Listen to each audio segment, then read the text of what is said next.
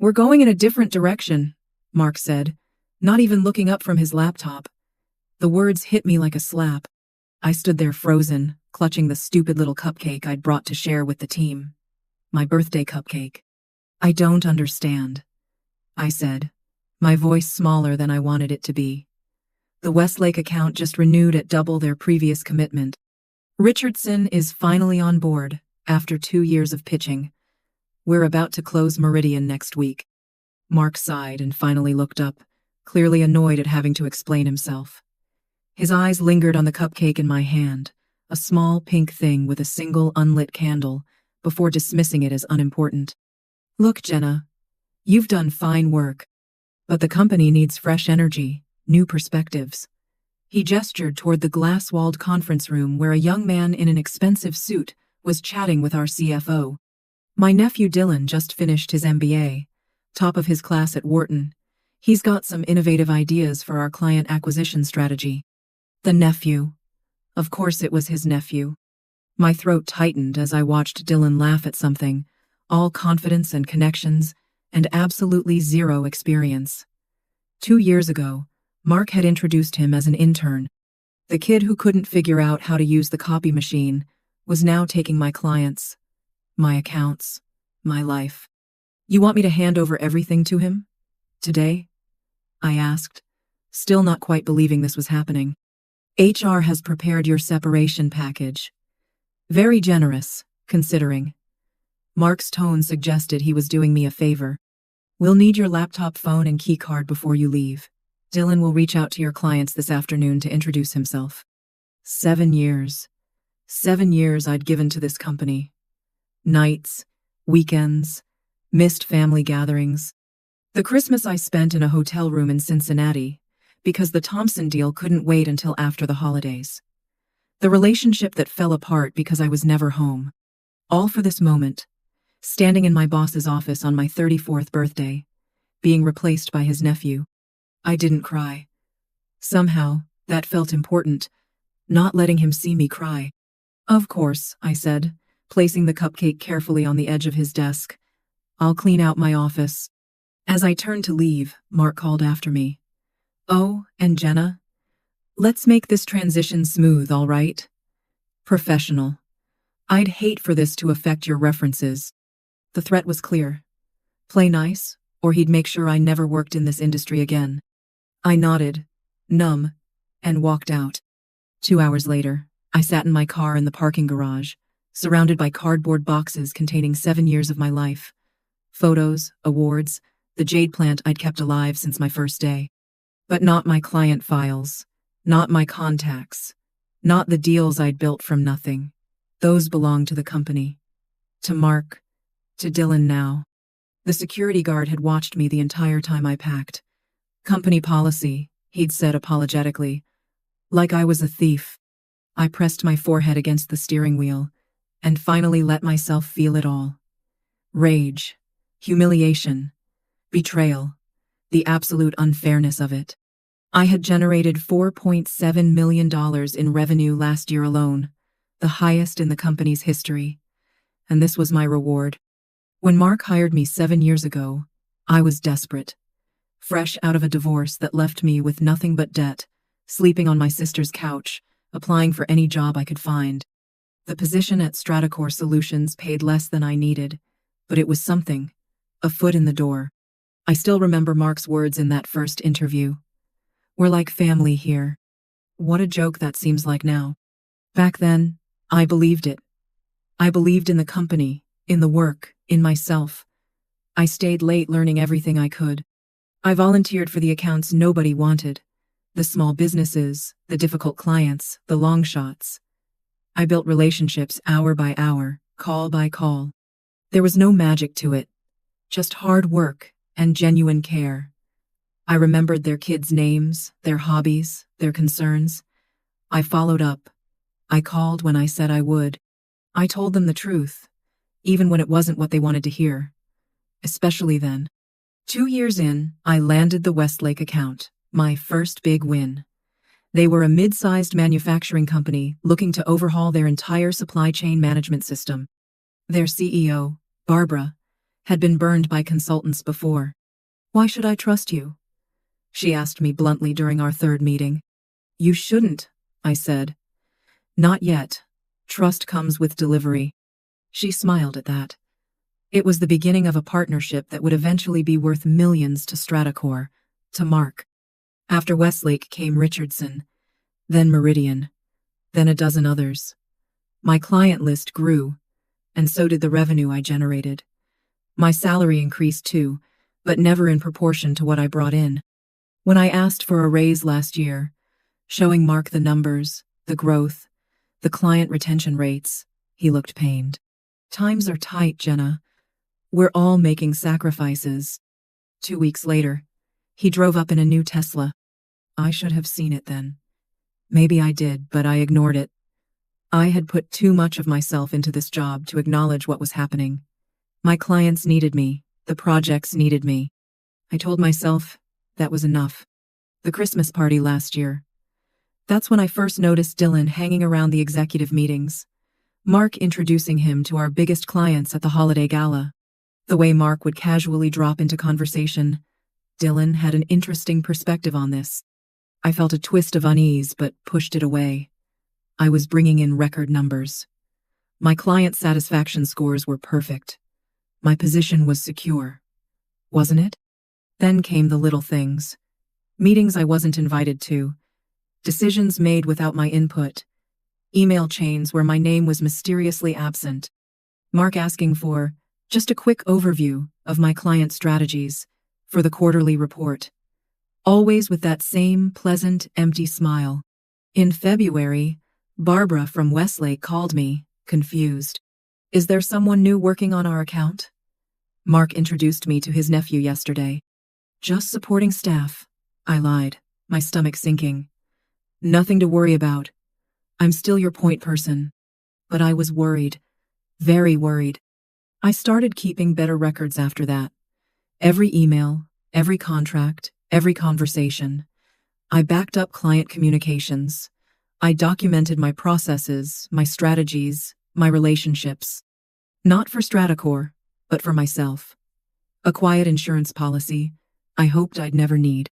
I also started reaching out to my clients differently. More personal connections. Coffee meetings without the company logo hovering in the background. Texts instead of emails on the company system. Building relationships that existed outside the confines of Stratacore Solutions. Was that wrong? Maybe. Probably. But somewhere deep down, I knew what was coming. The Richardson deal was the tipping point. A year of work. Countless meetings, proposals, revisions. Nights spent rehearsing presentations in hotel room mirrors.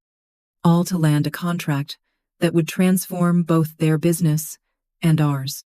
The day they finally signed, Mark took the entire executive team out to celebrate. I wasn't invited. I found out about it from Sarah in accounting, who asked me how the champagne toast had been. "What champagne toast?" I asked.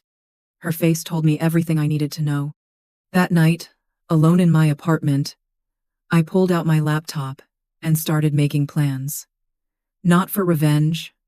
Not yet. Just for survival. I updated my resume. I looked at my savings and calculated how long I could last without a paycheck. I made a list of every client contact I had, every relationship I'd built. And I started making calls. Not job hunting, that would come later. These were different calls. "Barbara? It's Jenna. I wanted to catch up. Not about work, just, how are things with your daughter's college applications?" "Mike from Richardson? Hey, it's Jenna. I know it's after hours, but I remembered you mentioned that fishing trip. How was it?" One by one, I reached out to every major client I'd worked with.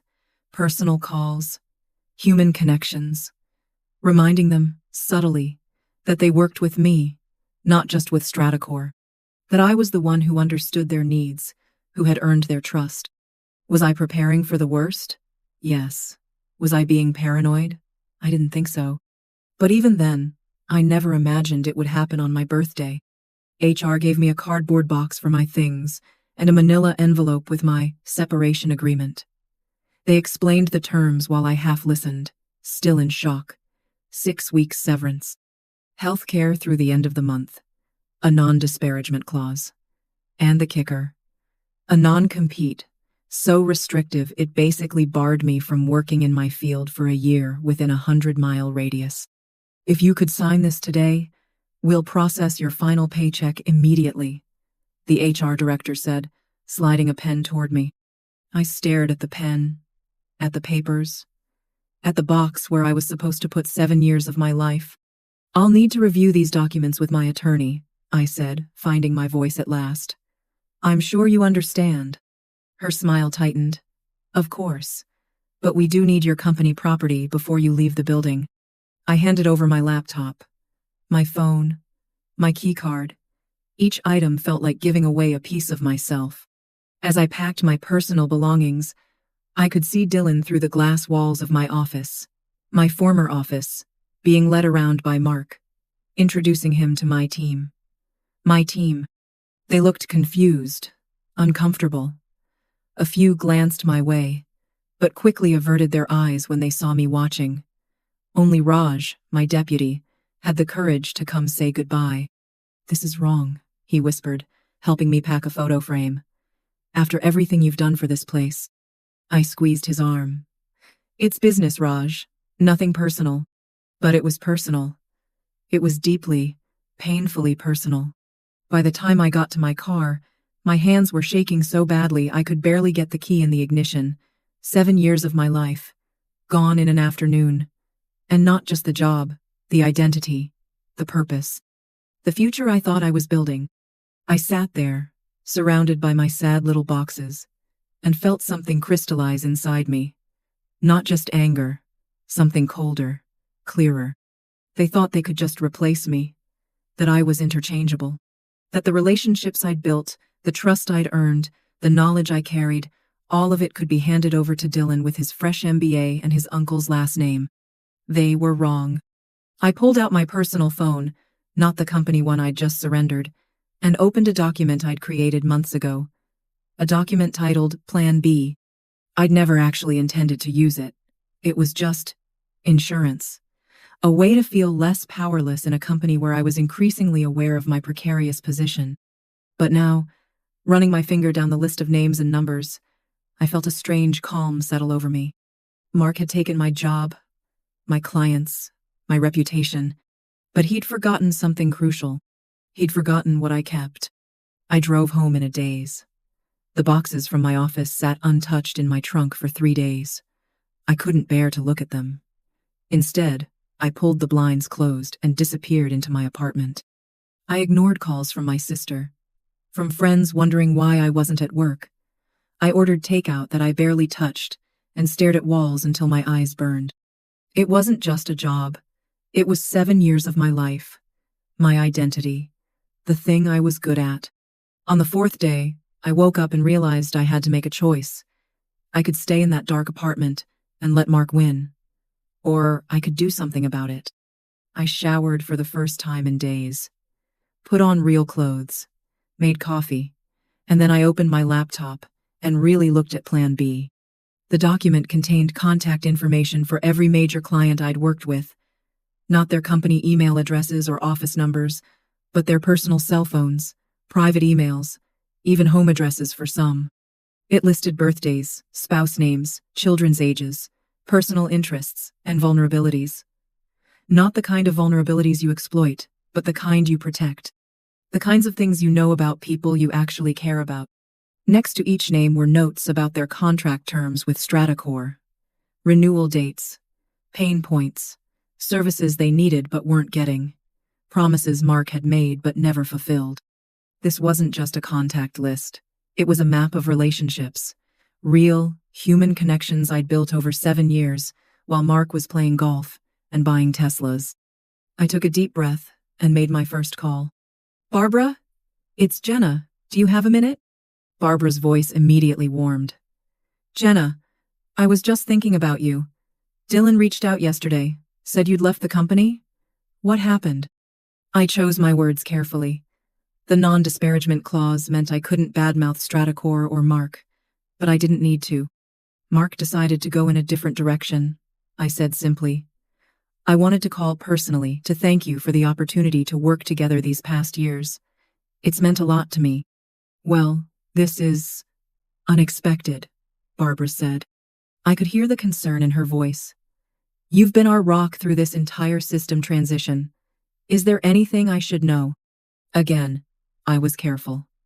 "I'm confident Stratacore will continue providing services under your current contract. Dylan is very enthusiastic." The pause after enthusiastic said everything I couldn't. Barbara, sharp as ever, caught it immediately. Enthusiasm doesn't replace experience or trust. She paused. "What are your plans now?" "I'm considering my options," I said, which wasn't a lie. "Let's get coffee next week," she suggested. Not as client and vendor, just as people who've worked closely for years. One by one, I made similar calls to my top clients. Not to poach them, that would violate my non-compete. Just to say goodbye, to express gratitude, to close loops. But a strange thing happened. Without me mentioning it, almost every conversation ended the same way. "Let's stay in touch. Keep me posted on your next move. I'd love to grab lunch soon." They cared about me, not just as a service provider, but as a person. I'd built that, me, not Stratacore, not Mark. Maybe that was worth something. 2 weeks passed. I met with an employment attorney who reviewed my separation agreement. "This non-compete is aggressive," she said, frowning at the document. "But not necessarily enforceable, especially given the circumstances of your termination." "Did they give you any warning? Performance improvement plan? Documentation of issues?" "Nothing," I said. "I was their top performer." She made some notes. "And this was the same day they brought in the owner's nephew?" I nodded. "Interesting timing," she said with a small smile. "Here's what I suggest." We drafted a counter-proposal. I would sign an amended agreement that limited the non-compete to direct competitors only, not the entire consulting industry, and reduced the geographic restriction to 25 miles, not 100. In exchange, I wouldn't challenge the termination or pursue any claims against Stratacore. Mark rejected it immediately. His response came through Stratacore's attorney. "Sign the original agreement or forfeit the severance package." Fine. I'd survived without their money before. I could do it again. I declined the severance and returned the unsigned agreement. That evening, I got a text from Raj. "Dylan bombed the Meridian pitch today. Completely tanked it. They're walking." I felt a pang of satisfaction, quickly followed by guilt. The Meridian deal would have meant bonuses for the whole team, including Raj. My revenge shouldn't hurt the people who weren't responsible. But then came another text. Also, Barbara from Westlake called Mark directly, said they're reviewing their contract options. My coffee with Barbara had been pleasant. We'd talked about her daughter's college acceptance, her husband's new hobby, the vacation she was planning. Business didn't come up until the very end. "I'm not asking you to say anything inappropriate," she'd said carefully. "But as someone who's trusted you for years, I'd appreciate your professional assessment of our current situation with Stratacore." I'd considered my words carefully. Stratacore has excellent technical capabilities.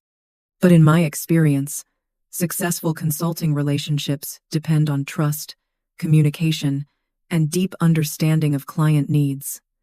Those things take time to develop. Barbara had nodded slowly.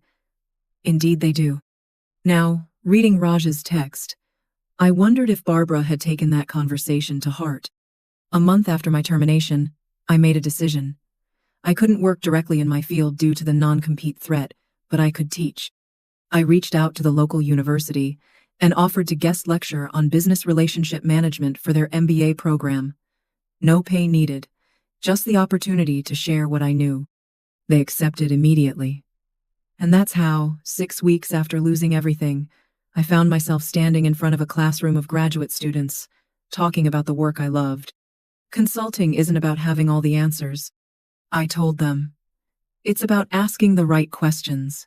It's about listening, really listening, to what people need, even when they don't know how to express it.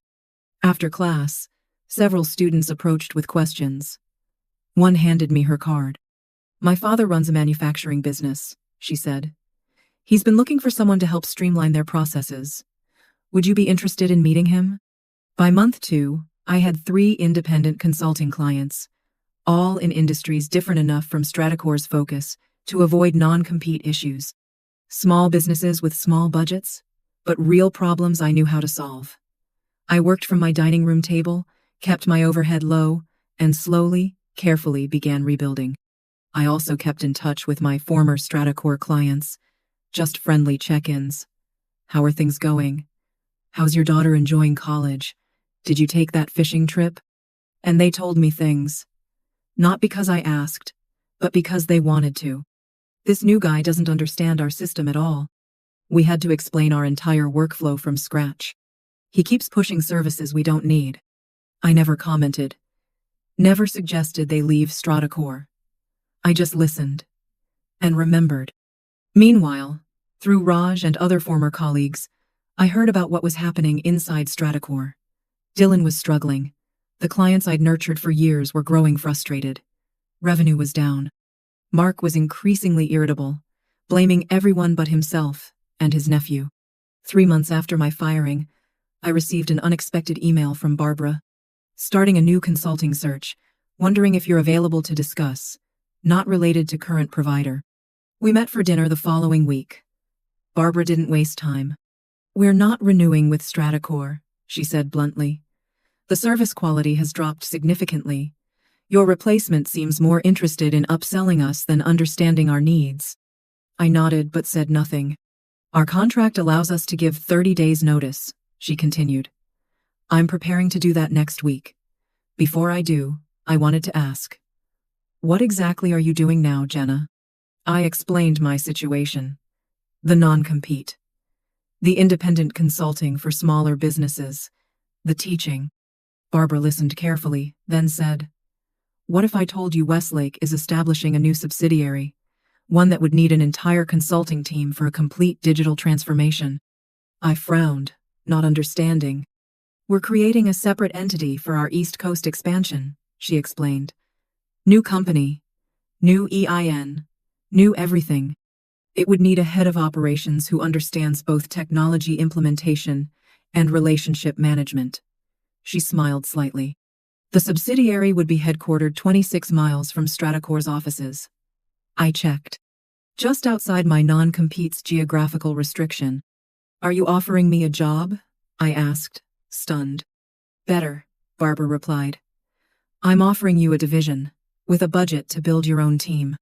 It took a moment for the implications to sink in. I could hire people. I could create something new.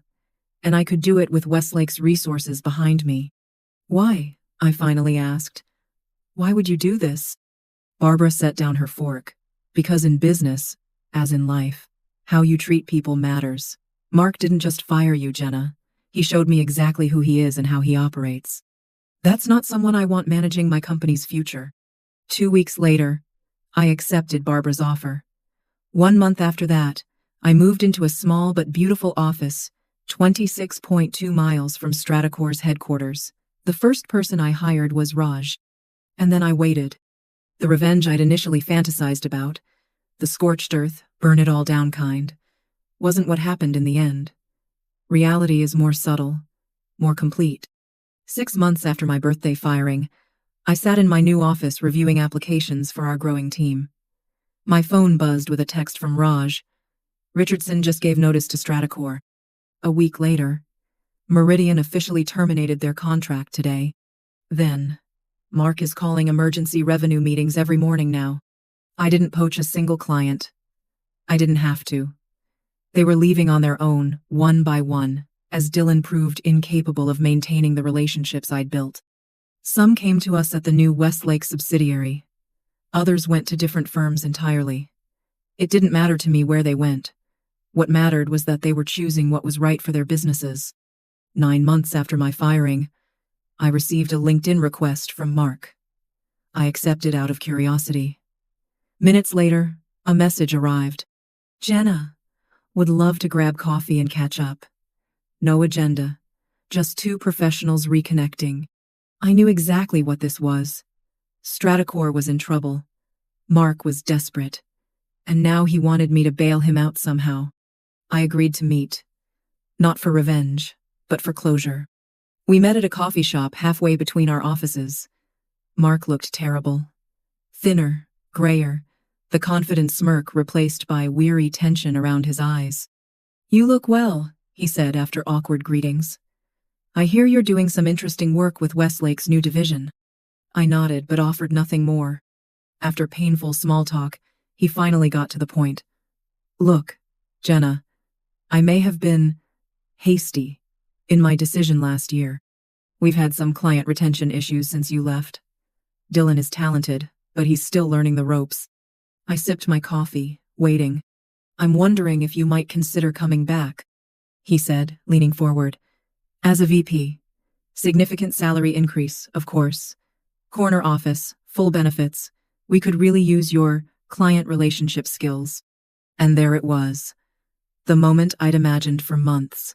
Mark needing me. Admitting, in his way, that he'd made a mistake. In my darkest days after the firing, I'd fantasized about this moment, telling him exactly where he could shove his offer, watching him squirm, making him beg. But sitting across from him now, I felt none of the satisfaction I'd anticipated. Just a calm certainty about who I was and what I'd built. "Thank you for the offer, Mark," I said quietly. "But I'm happy where I am." His face fell. "We can negotiate the terms. Whatever Westlake is paying, we can." I held up my hand. "It's not about money. It never was." "Then, what? What do you want?" There was genuine confusion in his voice. I studied him for a moment. He truly didn't understand. "I wanted to be valued." I said simply, "I wanted the work I did to matter. The relationships I built to be respected." "Your work did matter," he insisted. "That's why I'm here. That's why we need you back." I shook my head slowly. "You only see the value now that it's gone. That's not the same thing." I gathered my things and stood up. No dramatic exit. No final cutting remark. Just the quiet dignity of someone who no longer needed his approval or his company. "I wish you and Stratacor the best, Mark. I really do." As I walked out, I felt his eyes on my back. 7 years ago, I'd sat in his office, desperate for a job, for a chance. Now I was walking away, completely on my own terms. That was the revenge. Not destroying him or his company, not taking his clients, or exposing his nepotism. Just building something better, something he couldn't touch or take credit for. Something that proved, definitively, that my success had never been about Stratacor. It had always been about me. 3 months later, I heard from Raj that Stratacor was being acquired by a larger firm. Mark was being replaced as CEO. Dylan was transitioning to a special projects role, corporate, speak for being sidelined. I felt no joy at the news, no vindication, just a quiet acknowledgement that consequences eventually find everyone. On my 35th birthday, exactly 1 year after the firing, I brought cupcakes to my team. As we celebrated in our bright office, my team, my vision, I realized something profound. The best revenge isn't making others suffer for what they did to you. It's living so well that what they did doesn't matter anymore.